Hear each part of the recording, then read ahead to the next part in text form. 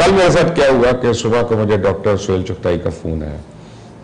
انہوں نے کہا کہ میں بندہ بھیج رہا ہوں اور آپ کا ہم نے ٹیسٹ کرنا. تو میں گھبرا گیا ایک سیکنڈ. میں کہا میں نے کیا کیا جس سے آپ کو ڈر پڑا؟ کہتا نہیں آپ کے دفتر میں ایکٹیویٹی آپ مل رہے ہیں لوگوں کو تو ہم نے آپ کا اینٹی باڈیز ٹیسٹ کرنا ہے. اور اینٹی باڈیز یہ ایک تو یہ بتا دے گی کہ کبھی آپ کو کورونا ہوا یا نہیں ہوا. اور ایک تو یہ دوسرا یہ کہ کیا آپ کے جسم میں اس کے لیے فائٹنگ باڈیز ہے کہ نہیں ہے. اب میرا ٹیسٹ جو اس کا رزلٹ آیا نیگیٹو کہ کرونا تو نہیں, اللہ کا کرم ہے. لیکن جو بات پتا چلی وہ یہ کہ میرے اندر کوئی اینٹی باڈیز بھی نہیں ہے. تو میرے جیسے انسان کو انتہائی کیئر کرنی ہے کہ میں جو سوشل ڈسٹینسنگ اپنی رکھ رہا ہوں اس کو مزید رکھوں تاکہ اگر خدا نہ خواستہ مجھے ہو جاتا ہے تو وہ ایک عام آدمی کی نسبت مجھے بہت زیادہ افیکٹ کرتا ہے.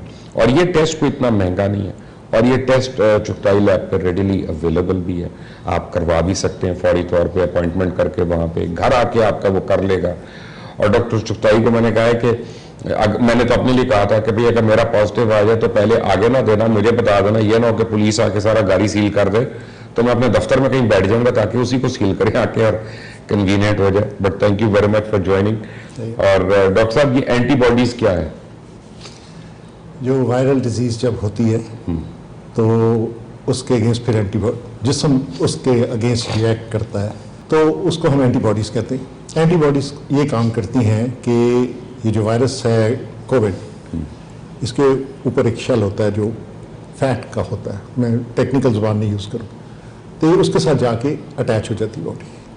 جب اس کے ساتھ اٹیچ ہو جاتی ہے تو وائرس جو ہے وہ سیل کی سرفیس پہ تو چلا جاتا ہے, اس کے اندر نہیں جا سکتا, تو یعنی وہ نقصان نہیں پہنچا سکتا. یہ اس وائرس کو ایک قسم کا انفیکٹو کر دیتا ہے.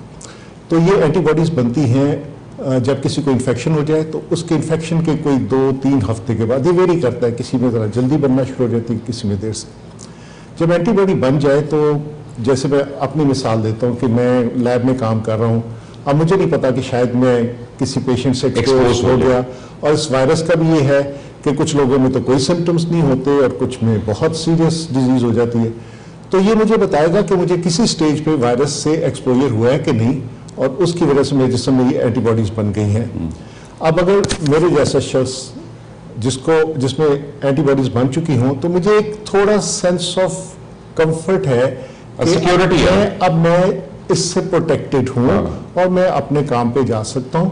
لیکن کیونکہ اس میں یہ بات سمجھنا بہت ضروری ہے کیونکہ ایک نیا وائرس ہے, اس کی اینٹی باڈیز کے بارے میں بھی ہمیں نہیں پتا کہ جسم میں کتنی دیر لاسٹ کریں گی, ہو سکتا ہے میوٹیٹ ہو رہا ہو جی, اور اینٹی باڈیز جو ہیں اس کا لیول کتنا ہے, یہ کتنی دیر کے بعد ختم ہو جائیں گی اور میں پھر سسپٹیبل ہو جاؤں اس انفیکشن سے. اس لیے چاہے اینٹی باڈی پازیٹیو بھی آ جائے, جس کا مطلب ہوگا کہ آپ کے جسم میں قوت مدافعت ہو گئی ہے, اس کے بعد بھی لوگوں کو احتیاط کرنا ہوگی. اس کے بعد بھی ٹھیک ہے میں تو پروٹیکٹڈ ہو گیا, لیکن ابھی بھی ہو سکتا ہے کہ میرے جسم میں وائرس کے کوئی ایسے پارٹیکلز بچ چکے ہوں جو میرے کھانسنے سے دوسرے تک جا سکتے ہوں. اینٹی باڈی صرف اس اینٹی باڈی خاص طور پہ استعمال کی جاتی ہے کمیونٹی کے لیے. مثلا ایک آرگنائزیشن ہے کہ جس پہ 1000 امپلائیز ہیں, وہ کہتے ہیں کہ ہمارا اینٹی باڈیز ٹیسٹ کر دیں سارے امپلائیز کا, اس میں سے اگر آدھوں میں اینٹی باڈی پازیٹیو آ جائے تو ہم ان کو یہ مشورہ دیں گے کہ یہ لوگ جو ہیں ان کو آپ فرنٹ پہ رکھ کے ان سے کام کرواتے رہیں, جو باقی ہیں جن میں ابھی اینٹی باڈی نہیں آئی ان کو ذرا بیک گراؤنڈ میں رکھیں, ان کو ایکسپوز نہ ہو. تو اس کا مطلب ہے کہ ہر وہ شخص جو کام کر رہا ہے باہر نکل کے اس کو بیسیکلی اینٹی باڈی ٹیسٹ کرا لینا چاہیے. ہم چاہتے ہیں کہ لوگوں کو پتہ چل جائے کہ جی ہم میں قوت مدافعت آئی ہے یا نہیں, تو اس کے لیے اینٹی باڈی ایک سیفٹی ہو جاتی ہے. بالکل. اب یہ رمضان کا مہینہ ہے اور کووڈ-19 جو ہے وہ اپنے پنجے گاڑ چکا ہے. یہ جو فوٹیجز آ رہی ہیں آپ کو بھی دیکھ رہے ہوں گے, کتنا سکیری ہے یہ. بشر میں آپ کو شروع سے کہتا آ رہا ہوں کہ کوئی خاص وجوہات ہیں جن کو ہم ابھی تک پن پوائنٹ نہیں کر سکے کہ ہمارے یہاں پہ اتنی زیادہ اموات کیوں نہیں ہوئی ہیں اور اتنی زیادہ پازیٹیوٹی کیوں نہیں. لوگ کہتے ہیں بتا نہیں رہے آپ لوگ. نہیں, یہ بات نہیں ہے. جو ایک اتنا اچھا نظام بنا ہوا ہے کہ کسی جگہ پہ کوئی کیس پازیٹیو آتا ہے تو اس کی رپورٹ گورنمنٹ کے پاس پہنچ جاتا ہے. پہلے تو پولیس آ جاتی ہے. وہ بھی بہت بہتر ہو گیا, جو صحیح بات ہے وہ کرنی چاہیے. ہاں, ہم خود اس کے وٹنس ہیں کہ اسٹیٹ بینک نے ہمارے لیے بڑی آسانیاں پیدا کی. انہوں نے ہمیں 3 ماہ کے لیے ہماری پورے پے رول کی 2% کے اوپر لون دیا کہ آپ کسی کو لے آف نہ کریں. انہوں نے ہمیں اپنی لیبز یا ہاسپٹلس چلانے کے لیے، سر عام آدمی کی بات ہو رہی ہے، لیکن دکاندار کی بات ہو رہی ہے، یہ ادھر پاس آن ہو جاتا ہے نا، پھر آپ کسی کو لے آف نہیں کرتے، آپ کا کام چل رہا ہے، لیکن دکانوں پہ نہیں ہو رہا نا ایسا ہے، تو یہ ادھر تک میں تو میڈیا کا بتا سکتا ہوں کتنے لے آف ہو رہے ہیں. لیکن وہ تو خیر ایک بات ہوگی. ابھی جب ہم ایک بات کر رہے تھے کہ کووڈ کے بعد اب کیا ہوگا، یہ ہماری زندگی کیسے ہوگی. دیکھیں ہمارے ملک میں جو ہوا نا، آپ نے ذرا سا لاک ڈاؤن کھولا ہے تو لوگ کس طریقے سے باہر نکلے. اس کی دو وجوہات ہیں، ایک تو معاشی حالات کی وجہ سے، دوسرا یہ ہے کہ ہم اپنی قوم کی تربیت نہیں کر پائے، ان کو ایجوکیٹ بھی نہیں کر سکے، تربیت نہیں کر. اب جس طرح سے لوگ باہر نکلے، اب آپ کا سوال یہ تھا کہ آئندہ کیا ہوگا.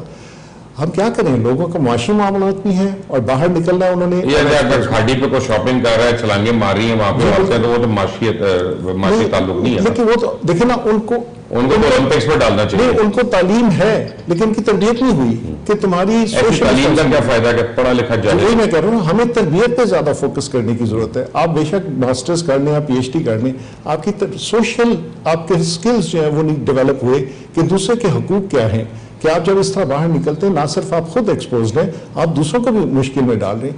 ہمارا جتنا فریکچرڈ ہیلتھ ڈیلیوری سسٹم ہے، جس کے اوپر یہ آفت آئی ہے، تو یہ پتہ نہیں کیسے ہم لوگوں نے یہاں تک پہنچ گئے کہ ہماری اتنی اموات نہیں ہوئی ہیں.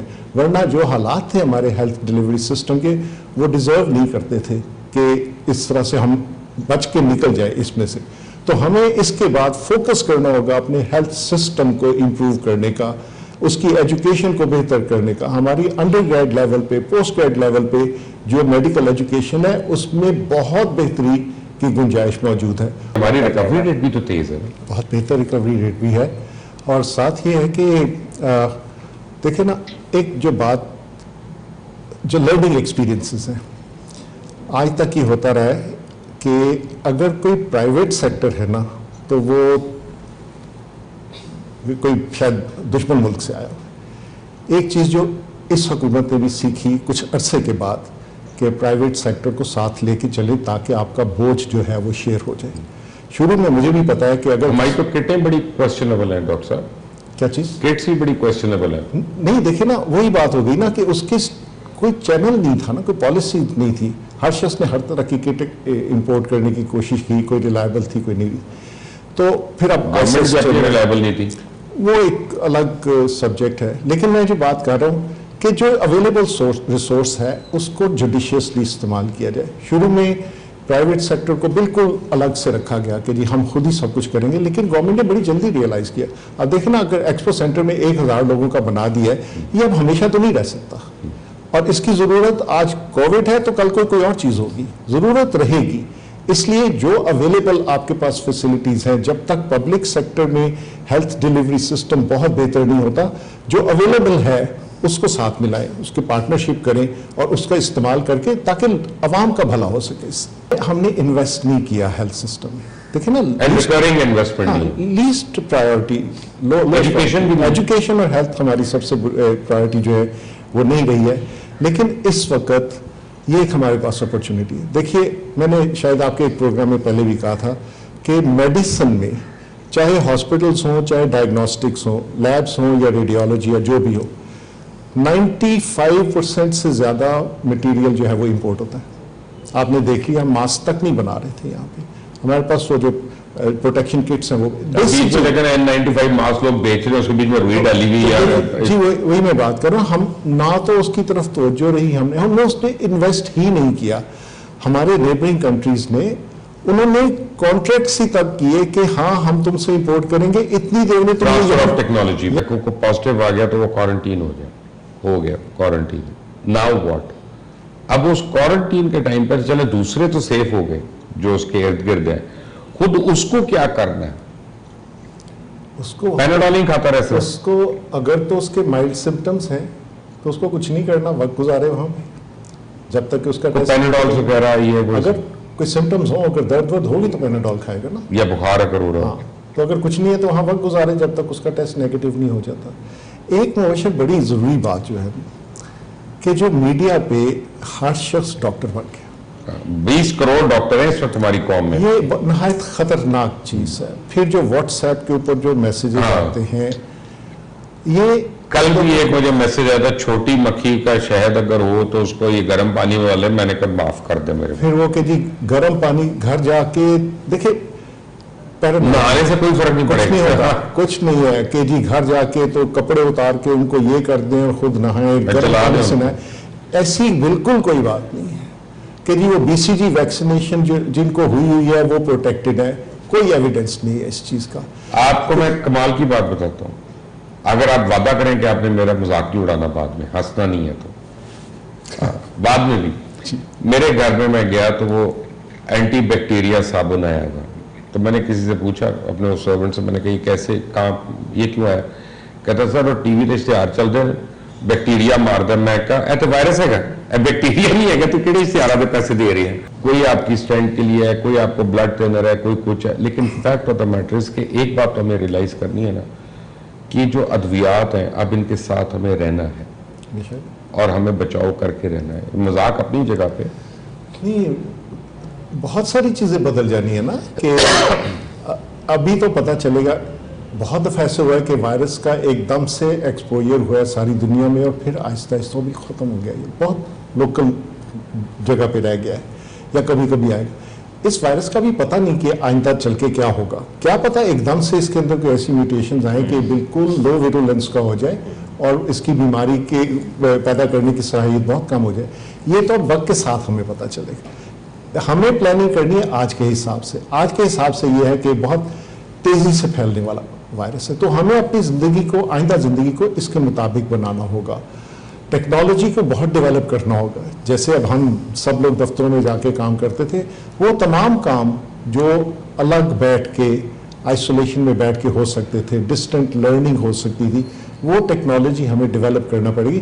پاکستان کے لیے بہت بڑی اپرچونٹیز ہیں, ہمارے پاس بہت بڑی اپرچونٹیز ہیں کہ ہم اپنے جو ریسورسز ہیں ان کو ایکسپلائٹ کریں ٹھیک طریقے سے. کیونکہ باہر سے اب آنا, دیکھیں نا, ہم یہاں سوچتے تھے کہ جی امریکہ چلے گئے پڑھنے کے لیے, انگلینڈ چلے گئے پڑھنے کے لیے اور پوسٹ گریجویشن کرنے کے لیے. اب مشکل ہو جائے گا. تو بہتر یہ ہوگا کہ ہم اپنے اداروں کو مضبوط کرنا شروع کر دیں. اپنے ٹریننگ جو پروسیجرز ہیں یا اپنی ٹریننگ کا سٹینڈرڈ جو ہے اس کو بہتر کریں. کیونکہ آفٹر آل تو ہمیں اپنے انسانوں کے ساتھ ڈیل کرنا ہے. اپنی ایجوکیشن کا سٹینڈرڈ ہائی کرنا ہوگا.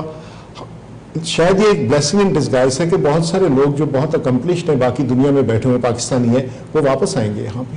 جب واپس آتے ہیں تو ان کو استعمال کریں, ان کا اس کو استعمال کریں اور